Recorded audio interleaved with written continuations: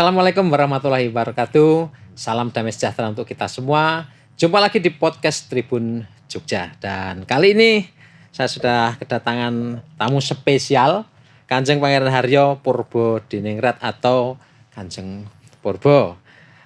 Terus pundi Kanjeng Purbo kabaripun? Alhamdulillah saya Mas Krishna. Amin. Nah, Kanjeng Purbo ini adalah ketua pengurus atau ketua umum pengurus daerah Ikatan Pencaksilat Indonesia DIY dari 2020 nggih Kanjeng Purbo? Nggih. 2020 sampai 2025 masih berjalan ini kepengurusan, dan beliau juga adalah anggota Komisi A DPRD DIY dari fraksi PDI Perjuangan. Terus nggih. Nah, Kanjeng Purbo, kita akan ngobrolin tentang ya dunia persilatan ini ya. Dunia persilatan sebagai seni maupun sebagai olahraga prestasi. Ya, Kanjeng Purbo sebagai ketua umum Pengda IPSI DIY bisa cerita ini gimana sih kondisi organisasi, kondisi pembinaan, kondisi atlet-atlet atau calon atlet, dan prestasi yang sudah ditorehkan oleh para atlet kita dari DIY. Nggih, matur nuwun terkait dengan IPSI yang Ikatan Pencaksilat Seluruh Indonesia Daerah Istimewa Yogyakarta. Di saat ini Pengda IPSI DIY itu menaungi sekitar 28 perguruan pencaksilat yang ada di daerah Istimewa Yogyakarta, walaupun secara realitas punya ada ratusan perguruan ya di daerah Istimewa Yogyakarta ini. Namun yang bernaung di bawah IPSI ada sekitar 28. Dan tentu saja keanggotaan ini memang diatur oleh masing-masing perguruan pencaksilat tersebut dan sebagainya, sehingga Pengda IPSI lebih kepada pembinaan dan juga arahnya ke prestasi. Nah, terkait dengan prestasi, IPSI Daerah Istimewa Yogyakarta, PON di Papua terakhir kemarin kami mendapatkan medali perak ya, walaupun sebetulnya sebelumnya selalu emas ya. Tapi kemarin, khusus yang kemarin perak karena ya menurut saat ini kami sedang menyiapkan atlet kami di dalam pelatihan untuk BK-PON ya, untuk PON yang BK-PON-nya akan diselenggarakan besok September kalau tidak salah nanti akan di Solo ya. Namun belum dipastikan. Di situ target kita adalah masuk di 5 besar ya. Sehingga kami bisa meneruskan sampai ke PON di 2024, dan target kami memang 1 emas. Target dari Pengda IPSI DIY itu ya, 1 emas untuk PON di Sumatera Utara, Aceh ya. Tahun depan ini ya. Ini target yang realistis atau bagaimana? Ngelihat kondisi ya. Sangat realistis Mas, karena seperti saya bilang tadi bahwasanya kita selalu minimal 1 emas, kadang 2 emas, tapi kemarin yang di Papua memang ada sedikit sesuatu yang tidak sesuai yang seharusnya. Faktor teknis ya. Kalau secara teknis mesti emas kita dapat ya harusnya ya. Nah, silat ya, seni bela diri silat dan juga prestasi, dan ini sudah dipertandingkan sampai ke level ASEAN internasional lah ya, ada kejuaraan silat internasional juga. Ini sudah diakui sebagai World Heritage yang non bendawi ya. Nah, Kanjeng Purbo bisa menceritakan sebetulnya ini silat ini bagaimana sih harus didudukkan bagaimana di tengah masyarakat kita ini ya, soal silat ini apakah ini sesuatu yang adiluhung yang harus dan seterusnya, saya kira.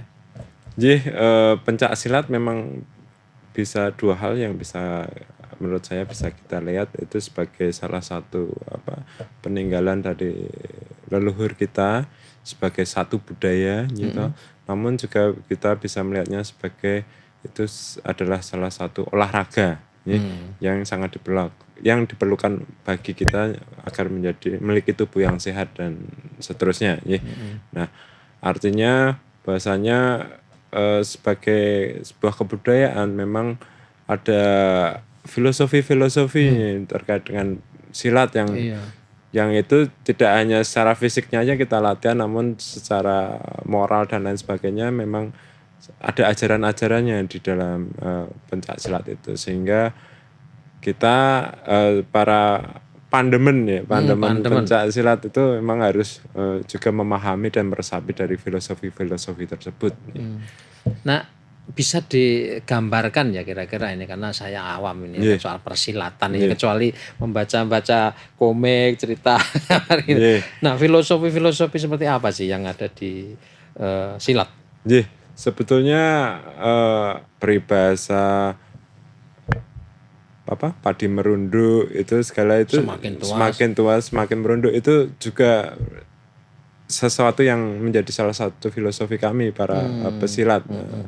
Ya artinya ketika kita memiliki keilmuan bela diri yang tinggi, seharusnya itu kita menjadi lebih lerem gitu, tidak menjadi arogan, tidak menjadi orang yang beringasan dan mudah emosi, tidak terpancing dan sebagainya. Harusnya kita lebih mendep kalau orang Jawa itu, lebih merem.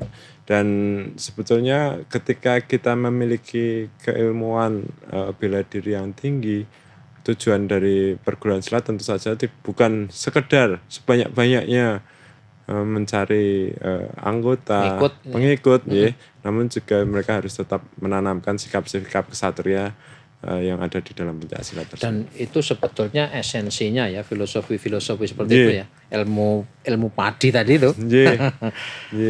Nah, terkait dengan potensi dan pembinaan ini, atlet-atlet atau calon-calon atlet. Kalau Kanjeng Purbo melihat di DIY ini, apakah masih ada potensi besar yang bisa digaet, bisa dikembangkan dan seterusnya, ini gimana ini sebagai Ketua Umum Pengda IPSI ini?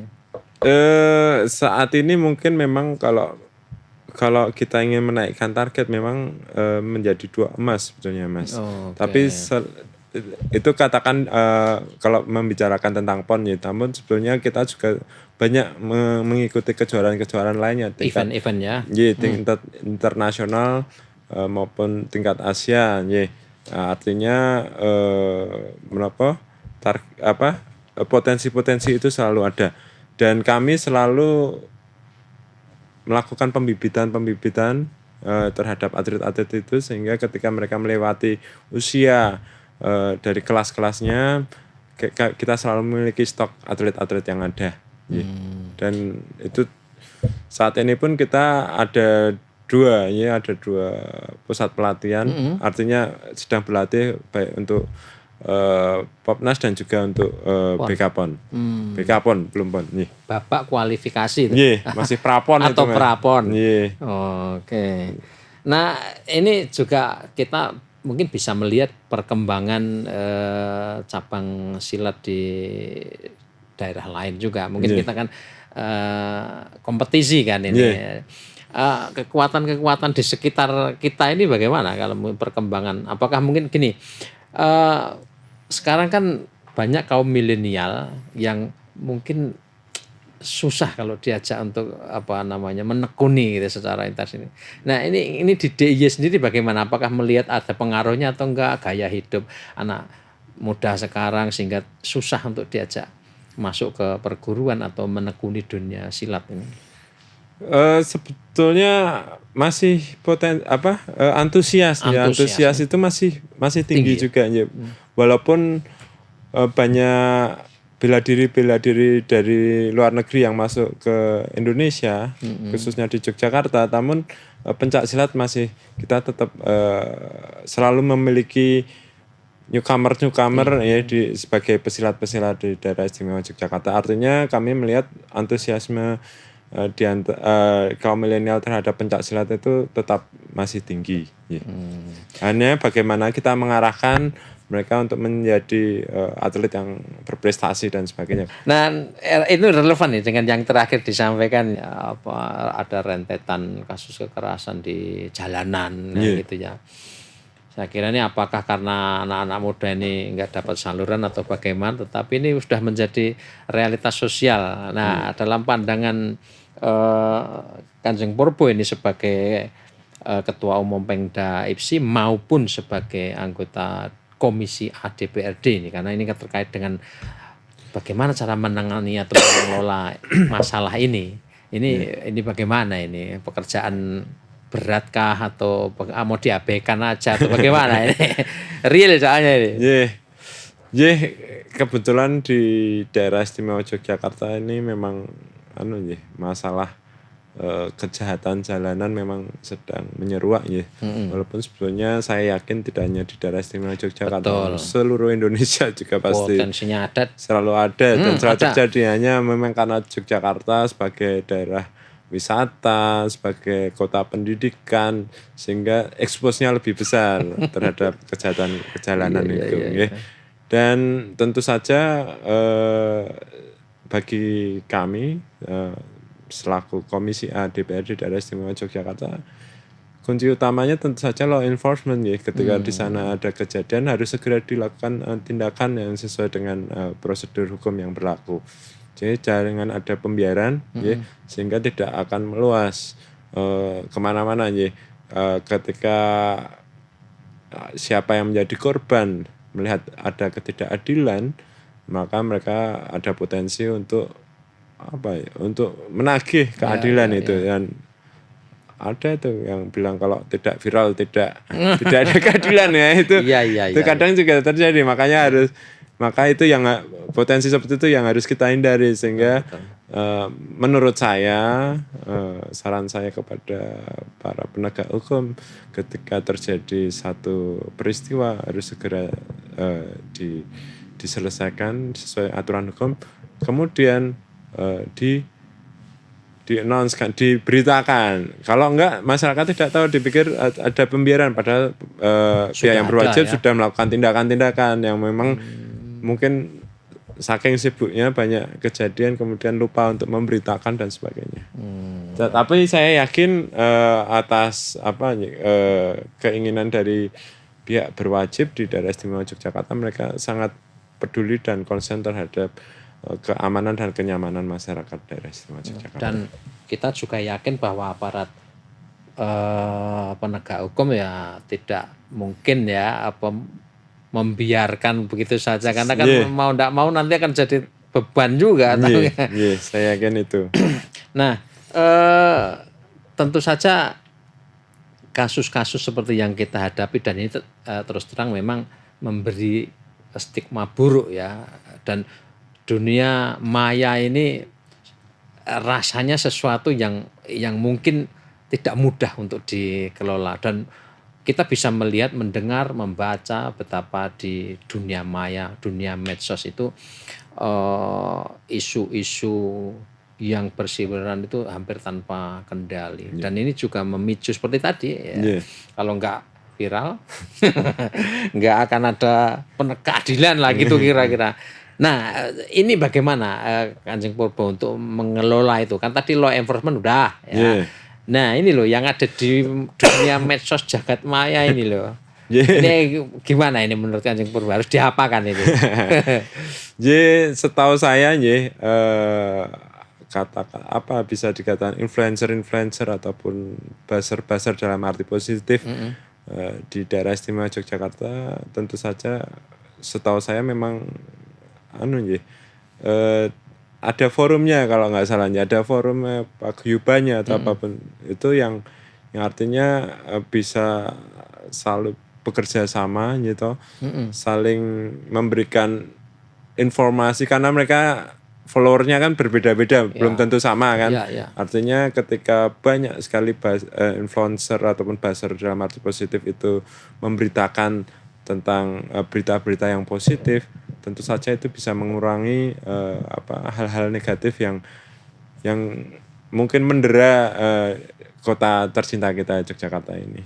Jadi harus bisa mengimbangi lah. Harus diimbangi juga ini campaign negatif dengan campaign positif begitu ya. Ya, kita kembali ke soal silat yang memiliki filosofi, nilai-nilai yang sangat positif sebetulnya, kan ini juga mencerminkan kebudayaan leluhur begitu ya. Itu masih relevan nggak sih dengan kondisi sekarang itu kira-kira? Sangat relevan Mas, ya sangat relevan karena ya seperti saya sampaikan tadi bahasanya di sana mengandung nilai-nilai filosofi dari para leluhur kita yang memang harus kita terus kita apa ya kita bumikan di Yogyakarta ini ya karena sifat-sifat kesatria, bijaksana dan sebagainya itu memang harus kita miliki sebagai individu-individu di masyarakat. Oke, jadi eh, nilai filosofi silat itu sebetulnya ya tadi kayak ilmu padi tadi ya, Iya. mestinya ya. Iya. Nah, kemudian apa sih langkah-langkah lain yang kira-kira masih bisa dilakukan atau diberdayakan selain law enforcement, kemudian tadi perimbangan kampanye positif tadi itu, Iya. kira-kira apa ini mungkin dari sisi pemerintahan atau tata kelolanya atau bagaimana ini apa yang masih kurang yang harus dilakukan gitu. Kalau mengenai aturan saya pikir memang sudah mencukupi ya pergub kita tentang ketahanan keluarga dan sebagainya sudah kita miliki.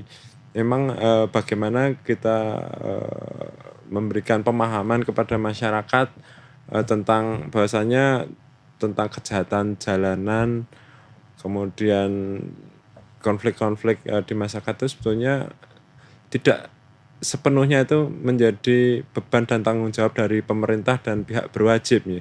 Karena pada dasarnya keluarga itu juga yang paling Basisnya tetap basisnya keluarga. ke keluarga ya bagaimana kita bisa memberikan edukasi kepada anggota keluarga kita bagaimana mungkin kalau kita memiliki anggota keluarga yang masih kecil kita harus mengawasi setidaknya ya mungkin saat ini sudah jarang dilakukan ya mungkin keluarga kita mau pergi aja nggak pamit kalau pamit tanyain mau kemana ketemu siapa ya, mulai jam piro itu hal-hal yang kecil yang mungkin mereka sebagai anak itu merasa risih ngopo sih resek banget mendengarnya tapi sebetulnya itu adalah salah satu bentuk kontrol kita keluarga terhadap anggota keluarga kita bagaimana saat ini mungkin kebiasaan makan bersama malam itu jarang ya udah jarang ya padahal itu sangat penting sekali ya untuk melihat sharing tentang kondisi terkini dari anggota keluarga itu juga apalagi kalau yang muslim juga sholat bersama maghrib dan isya atau sebagainya itu merupakan contoh-contoh yang bisa kita lakukan dalam kehidupan kita sehari-hari di masyarakat yang itu tentu saja bisa mengurangi kejahatan-kejahatan jalanan yang ada di masyarakat ini karena saya yakin para pelaku itu sebenarnya adalah butuh perhatian dan kasih sayang dari keluarga dan masyarakat. Dari level terkecil ya di lingkungan keluarga itu tadi modal besar kita sebetulnya. Nah, kemudian Kanjeng Purbo ini untuk memberitahu kepada khalayak ramai di luar sana, entah itu keluarga-keluarga yang mau menyekolahkan anaknya di Jogja, wisatawan atau karena ini kan daerah tujuan utama wisata. Ini apa yang bisa disampaikan kepada mereka-mereka yang di luar nih terkait kondisi Jogja saat ini? Bagi para calon siswa ataupun yang mau sekolah di sini ya. Orang tua siswa yang ingin menyekolahkan putra-putrinya di Yogyakarta, jangan khawatir Yogyakarta itu tidak seburuk yang ada di sosmed itu ya. Tidak semencekam itu ya walaupun ada beberapa percikan-percikan dinamika di masyarakat tapi sepenuhnya itu sudah di dalam kontrol dari pihak yang berwenang, pihak yang berwajib dan yang akan menjamin ketentraman dan kenyamanan daerah istimewa Yogyakarta, kota tercinta kita ini. Sudah ada upaya penegakan hukum ya? Sudah jelas ada, Oke, dan kita saksikan itu di media juga. Dan kita percayakan ya, ini penting ini kita percayakan kepada. Nah, gimana ini ya? Kita harus percaya kepada pihak yang berwajib, pada siapa lagi kita kalau nggak percaya. Iya betul. Nah mungkin ada closing statement dari Kanjeng Purbo terkait dengan ya mungkin tentang IPSI, tentang kondisi real kita sekarang ini kaitannya dengan supaya ya orang-orang ini yang belajar silat ini menyalurkan untuk prestasi. Ya, gitu. Tentu saja kepada para pandemen silat di daerah istimewa Yogyakarta khususnya di Indonesia pada umumnya. Marilah kita gunakan keilmuan yang kita miliki itu pada jalan yang benar, ya. Jangan sampai dengan keilmuan yang kita miliki itu justru membuat kita menjadi arogan, menang sendiri dan ingin menang sendiri. Itu jauh, ya, dari nilai-nilai yang ada di dalam pencaksilat yang sama-sama kita pelajari, ya. Dan harapan kami seluruh warga masyarakat daerah istimewa Yogyakarta, baik orang Jogja asli ataupun bukan orang Jogja, tidak perlu menjadi orang Jawa ataupun orang Jogja, ya. Jadilah orang yang dari mana panjenengan semua berasal, menjadi orang yang baik yang ada di daerah istimewa Yogyakarta, dan sikap saling tolong menolong, gitu, serawung dan bersilaturahmi dengan siapapun di daerah istimewa Yogyakarta itu adalah salah satu kunci dari keistimewaan daerah istimewa Yogyakarta. Oke. Baik Kanjeng Purbo, terima kasih untuk perbincangannya. Mudah-mudahan ini akan memberikan pesan yang positif kepada khalayak ramai, karena terus terang memang ini menjadi pekerjaan rumah bagaimana supaya meyakinkan orang-orang di luar kita bahwa Jogja ini ya aman, bahwa ada percikan-percikan ya itu bisa saja terjadi di manapun gitu. Iya, matur nuwun. Tribuners dan para pemirsa dimanapun Anda berada, demikian podcast Tribun Jogja bersama tamu spesial kita Kanjeng Pangeran Haryo Purbodinat atau Kanjeng Purbo. Semoga bermanfaat dan sampai jumpa di podcast berikutnya. Wassalamualaikum warahmatullahi wabarakatuh. Waalaikumsalam warahmatullahi wabarakatuh.